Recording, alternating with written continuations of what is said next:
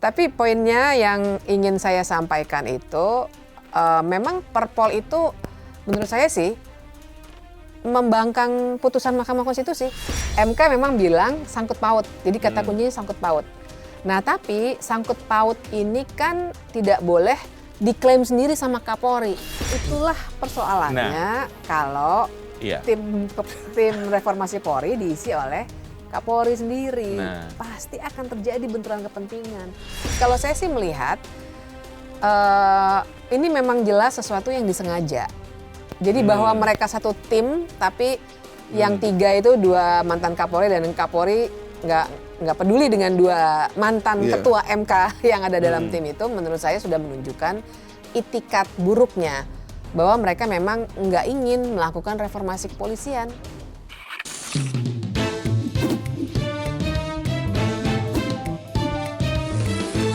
To the point aja.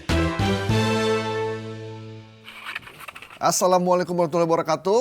Beberapa bulan lalu Mahkamah Konstitusi mengeluarkan putusan bahwa pejabat Polri yang ingin aktif di kementerian atau lembaga negara harus lebih dulu pensiun. Dan beberapa hari kemarin Kapolri mengeluarkan peraturan polisi nomor 10 tahun 2025 yang mengatur bahwa polisi aktif dibolehkan menduduki 17 jabatan di kementerian dan lembaga. Dan Pak Kapolri bilang bahwa ini dalam rangka menghormati keputusan Mahkamah Konstitusi dan menyesuaikan dengan putusan tersebut.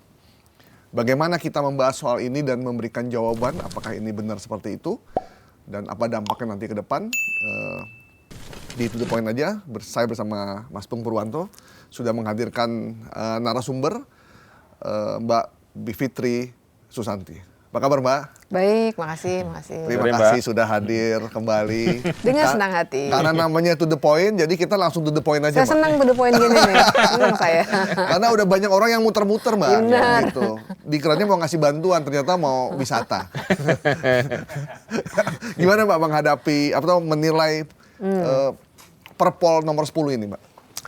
Ya, jadi makanya saya senang To The Point karena kemarin beberapa kali saya berbicara bersama dengan Kompolnas ya, unik juga sih Komisi Kepolisian Nasional yang agak seperti menjadi juru bicara kepolisian dan kurang to the point, supaya lebih ini ya enak menyebutnya, kurang to the point.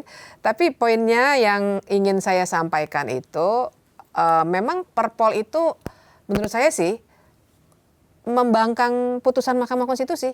Oh malah sebaliknya ya, malah membangkang ya? Malah membangkang menurut saya. Karena kan putusan Mahkamah Konstitusi itu biar terang ya. Jadi putusan itu sebenarnya bilang bahwa pada dasarnya pasal yang bilang ada satu pasal ada penjelasannya kan. Nah di dalam pasalnya terang sekali dibilang bahwa tidak boleh kalau masih belum pensiun itu merangkap jabatan di tempat lain. Nah terus dalam penjelasannya itu disebutkan maksudnya itu hal-hal atau jabatan yang tidak berkaitan dengan Polri atau apabila ditugaskan oleh Kapolri. Nah atau ditugaskan itu yang di-delete gitu. Ibaratnya begitulah putusan itu sebenarnya begitu. Sehingga tidak bisa ada interpretasi lain kalau ditugaskan bisa kemana aja. Nah jadi dengan itu artinya tidak boleh lagi ada polisi aktif yang bertugas di lembaga-lembaga lain, kementerian-kementerian lain, dan seterusnya. Oh, jadi kalimat yang ditugaskan itu nggak ada? Nggak ada, justru itu yang dihilangkan. Oleh MK? Oleh MK. Nah, tapi kan diterjemahkan lagi diterjemahkannya oleh adalah Polri. Ya, diterjemahkannya adalah ini loh, kalau lembaga-lembaga 17 tadi itu, maka jadi boleh. Nah ini yang saya bilang ini jelas membangkang sebenarnya. Dan yang kita harus ketahui juga faktanya, kan ada, ini jokes ya, bukan ciptaan saya, tapi jokes. NKRI itu Negara Kepolisian Republik Indonesia, kan katanya begitu. Karena ada di mana-mana. Sekjen Dewan Perwakilan Daerah Republik Indonesia, Dirjen sebut aja banyak sekali, di banyak sekali kementerian. Nah padahal kita kan paham dari dulu dan Mahkamah Konstitusi menguatkannya bahwa persoalannya bukannya kita nggak suka pada polisi ya. Tapi kan polisi itu tugas konstitusionalnya adalah penegakan hukum dan juga keamanan dan ketertiban. Buat apa dia ada di semua atau di banyak kementerian? Kalau persoalannya adalah tapi kan di kementerian mungkin sekali ada urusan penegakan hukum. Sangat mungkin. Justru karena itu dia jangan di situ supaya tidak ada konflik of interest. Kalau penegakan hukum kan ada di mana-mana. Di ruangan ini aja mungkin ada. Maksudnya, apakah kemudian artinya polisi juga mesti masuk di sini? Kan tidak. Jadi logikanya keliru. Karena kalau dia ada di sebagai dirjen, sekjen. Iya kan kalau ada polisi itu kan agak militeristik ya. Artinya sistemnya komando. Kalau jenderal yang duduk sekjen, dirjen, irjen itu bawahannya mau menyidik kalau misalnya ada tindak pidana pasti akan ya mohon izin ya kan. Pakai ya. Pakai pasti. Nah itu yang saya katakan dengan conflict of interest. Jadinya nanti malah tidak profesional. Jadi ini bukan sekedar kita kemudian mau membatasi Polri. Enggak, kita bicara konstitusional. Karena dia tugasnya penegakan hukum. Jadi penegakan hukumnya harus profesional. Gitu. Artinya kalau putusan MK bisa ditawar lagi gimana ini berarti? Nah ini kan jadi kan gini, ini kan para ahli berpendapat, DPR ngomong, ya ada yang pro, ada yang kontra gitu kan. Jadinya ini semacam ada perdebatan baru di ruang publik. Nah ini kan yang seharusnya nggak perlu. Nah itu kan kalau sudah kita konsisten dengan MK ya berarti final and binding ya, non binding ya betul. Ya jadi putusan MK itu final and binding dan dia berlaku selevel undang-undang. Nah sementara ini juga sesuatu yang hukum banget kayaknya bagus juga diterangkan sedikit ya. Dalam tata urutan peraturan perundang-undangan di Indonesia ada di pasal 7 undang-undang tentang pembentukan peraturan perundang-undangan. Kita tuh kayak tangga begitu ya, paling atas undang-undang dasar. UUD 45. Perpol itu ada di peraturan kepolisian itu di pasal 8-nya malah. Jadi kan undang-undang dasar, TAP MPR, undang-undang, peraturan pemerintah, peraturan presiden, peraturan daerah. Perpol nggak disebut, tapi ada di pasal 8. Peraturan yang dikeluarkan oleh badan-badan lainnya. Di situ ada peraturan Mahkamah Agung, peraturan kepolisian, peraturan Mahkamah Konstitusi, peraturan menteri. Itu levelnya jauh sekali. Jadi nggak boleh Perpol langsung menantang posisi berapa tadi itu? Putusan Mahkamah Konstitusi gitu. Jadi jelas tidak boleh. Kalau dibilang ini hanya memperjelas, ya memperjelas kalau isinya memang mengikuti apa kata putusan MK. Nah kalau ini berlawanan dengan yang diminta oleh MK. Gitu, nah Pak Kapolri bilang bahwa peraturan polisi ini akan ditetapkan dalam PP dan kemudian akan dimasukkan ke dalam revisi Undang-Undang Polri, Mas.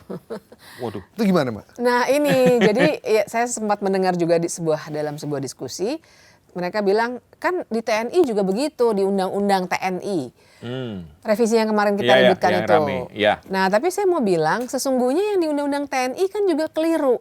Dan itu yang dikritik rame-rame kan, makanya ada seri demonstrasi dan lain sebagainya. Artinya kalau itu salah, kenapa harus ditiru sih yang salah-salah itu? Jadi saya melihat memang ada semacam persaingan politik juga rivalitas. Dan kita harus kembalikan, bagi saya sih bukan kita lebih pro TNI atau lebih pro Polri.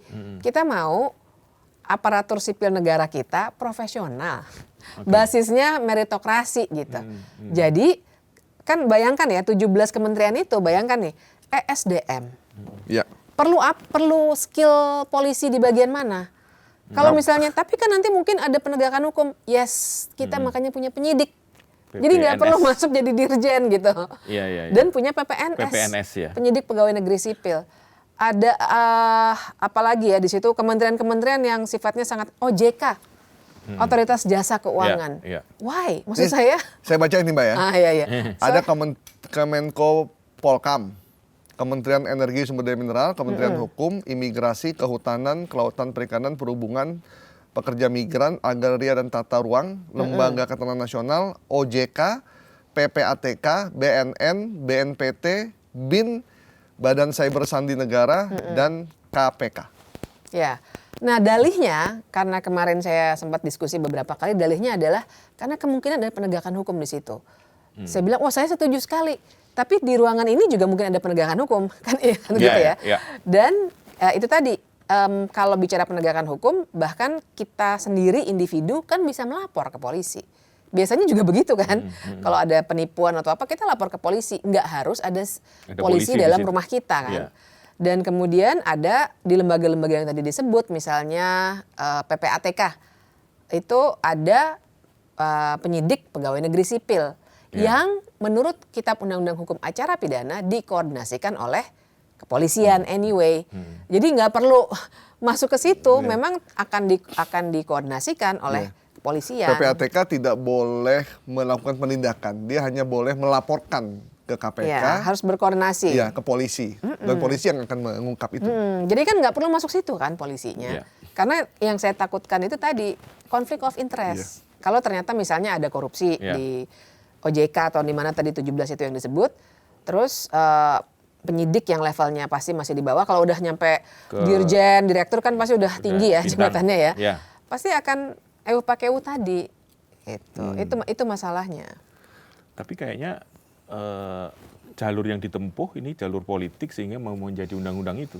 Sepertinya ya. Gimana Mbak Pipit membaca itu? Saya sih melihatnya memang saya khawatirnya begitu. Karena baik sudah jadi pola, Pola baru. Bahwa kalau sudah masuk jalur politik karena banyak sekali benturan kepentingan dengan kepolisian, kalau TNI dengan TNI gitu ya. Tapi juga kita paham bahkan pembentukan undang-undang akhir-akhir ini kan memang sangat-sangat tergantung pada politisi yang ada di dalamnya. Jadi bukan untuk kepentingan publik. Belum lagi nanti mau dikebut biasanya gitu. Nah, jadi kalau dikatakan nanti kita bikin dalam bentuk PP deh, kalau protes soal bentuknya perpol, kita tadi kan kritiknya begitu ya. Tapi esensinya kan salah. Jadi ini saya tuh sebagai orang hukum ya sering kayak frustasi kalau lagi ngajar. Karena apa yang salah, kemudian kalau jadi undang-undang seakan-akan jadi benar. Iya, benar-benar. Saya sebagai dosen hukum tuh pusing loh ngajarinnya gimana ini. Dan itulah yang agaknya mau ditempuh. Apakah mereka akan kesulitan bikin PP, peraturan pemerintah? Saya sih menduga pasti jalurnya juga cepat tuh. Dan undang-undang kepolisian, kalau kita lihat di program prioritas legislasi tahun 2026, masuk memang. Rencananya akan diubah. Jadi sangat mungkin itu akan masuk ke undang-undang. Gitu. Nah, apa yang bisa dilakukan oleh masyarakat agar itu tetap jangan diulangi lagi deh, yang aneh-aneh gitu? Itulah saya tuh suka ini pertanyaan yang pasti harus kita hadapi. Tapi sebenarnya saya kesal dengan pertanyaan itu, bukan kepada Mas ya. Saya kesal dengan pertanyaan itu karena kita tuh seperti dihadapkan terus sama pertanyaan itu. Jadi karena mereka punya kekuasaan, mereka langsung klaim kekuasaannya, dipakai kekuasaannya. Nah, terus kita tuh yang harus berjuang terus gitu. Bebannya tuh ke warga. Terus saya begini karena saya beban di bahu gitu ya. Bebannya itu ke warga karena lagi-lagi kita yang harus ngelawan. Memang ada caranya. Melawan pertama ke Mahkamah Agung karena peraturan kepolisian itu termasuk peraturan perundang-undangan di bawah undang-undang yang bisa diuji oleh Mahkamah Agung. Jadi judicial review tapi Mahkamah Agung. Kemungkinan keduanya bisa saja kalau ada kasus konkretnya nanti ke Pengadilan Tata Usaha Negara. PT-UN. Atau keputusan politik. Karena sebuah peraturan itu bisa diubah dengan dua cara. Oleh lembaga yang mengeluarkannya itu sendiri. Artinya Polri lagi. Atau putusan pengadilan. Jadi cuma itu ke Mahkamah Agung atau ke PT-UN gitu ya. Tapi kan ya itu tadi, siapa yang mau mengajukan? Akhirnya kita akan bilang, oh kok ya udah masyarakat sipil dong. Sementara kita banyak sekali persoalan juga hari ini.